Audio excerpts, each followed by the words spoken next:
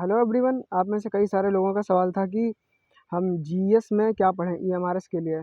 तो जीएस के पोर्शन की बात करेंगे, 10 नंबर का आ रहा है ना। और उसमें उन्होंने जो करंट अफेयर का सेक्शन है उसमें दे रखा है कि जो एजुकेशनल बेस्ड जो क्वेश्चन है वो उसमें पुटअप किए जाएंगे। अब एजुकेशनल बेस्ड क्वेश्चन क्या होता है, जैसे कि मान लीजिए एजुकेशन की फील्ड में किसी को कोई अवार्ड मिला है, या एजुकेशन में ही कोई नया मंत्री बना है, या कोई नया सचिव बना है ना। तो इस तरीके के क्वेश्चन आपसे जो है पूछे जा सकते हैं। अब प्रॉब्लम ये है कि जैसे कि जो जीएस और जीके होता है या करंट अफेयर है वो कोई छोटा पोर्शन तो होता नहीं है।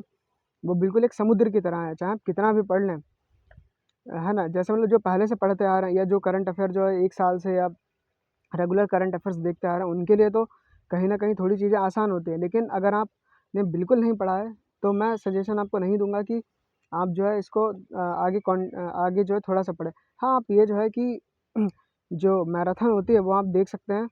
अगर उसमें कुछ क्वेश्चंस आपको मिल जाएँ तो अच्छा होगा। लेकिन हाँ, उसमें मतलब ज़्यादा अपना समय ना बर्बाद करें। समय अगर आपको देना है तो आप इंग्लिश है या कंप्यूटर है या रीज़निंग है, वहाँ पर आप अपना टाइम दे सकते हैं। क्यों? क्योंकि अगर आप थोड़ा-सा भी वहाँ पर करेंगे, तो आपको जो क्वेश्चंस हैं वो आपको देखने को मिल सकते हैं। लेकिन जीके जीएस के पोर्शन की सबसे बड़ी बड़ी जो प्रॉब्लम होती है, या एक तरीके से बेनिफिशियल उनके लिए होता है, जैसे कि जिनकी जीके जीएस स्ट्रॉन्ग है ना? जो अदर कॉम्पिटिटिव एग्ज़ाम्स की तैयारी कर रहे हैं, तो उनकी रीज़निंग या करंट अफेयर वो देखते रहते हैं, तो उनकी स्ट्रॉन्ग होती है कहीं न कहीं। लेकिन जिन्होंने कुछ भी नहीं पढ़ा है, तो मुझे लगता है कि इसमें समय थोड़ा-सा बर्बाद करना सही नहीं होगा। बाकी आप अपने अनुसार करें, आपको लगता है कि हाँ, आप कोई मैराथन देख सकते हैं 6 से 7 घंटे की, जिसमें मान लीजिए 2 से 3 प्रश्न फँस गए, तो उसमें फ़ायदा होगा। लेकिन हाँ, इसमें तुक्का मत लगाइएगा, क्योंकि 1/4 नेगेटिव मार्किंग आपके मार्क्स जो है वो कट सकते हैं, है ना? तो जीके जीएस का यही है कि एजुकेशनल बेस्ड करंट अफेयर है। तो कई सारे चैनल्स हैं जिन्होंने मैराथन बना रखी है। तो आप वहाँ से जो है जो 6 से 7 घंटे की मैराथन है वो देख सकते हैं, और जो एजुकेशनल बेस्ड करंट अफेयर उसका लाभ ले सकते हैं। बाकी जीके जीएस में वही history, geography, polity, world history वगैरह बहुत ब्रॉड सिलेबस होता है उसका। कोई भी अंदाज़ा नहीं है कि क्या पूछ सकते हैं।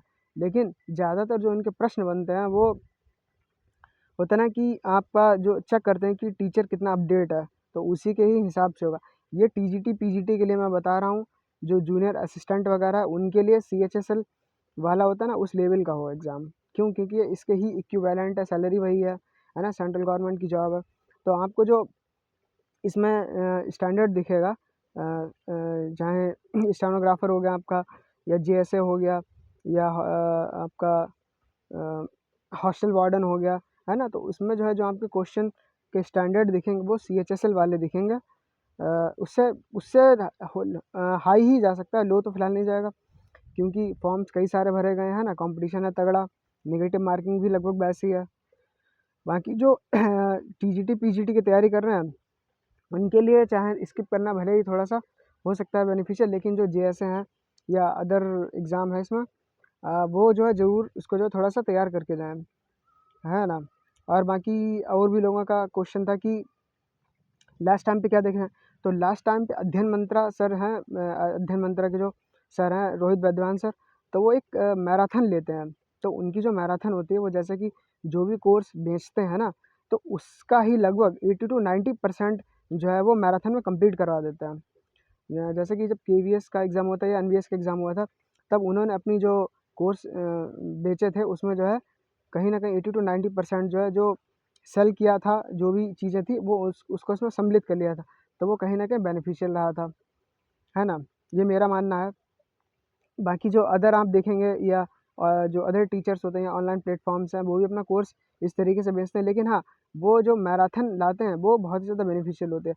तो आप चाहें तो उसको देख सकते हैं और उससे लाभान्वित हो सकते हैं। बाकी कोई भी फ़ालतू चीज़ें नहीं देखनी है, क्योंकि ये फ़ालतू चीज़ें आप देखोगे आपका टाइम वेस्ट होगा। तो जो टू द पॉइंट, या जो to the concerned syllabus, concerned subject से संबंधित चीज़ें केवल वही देखनी है। ठीक है?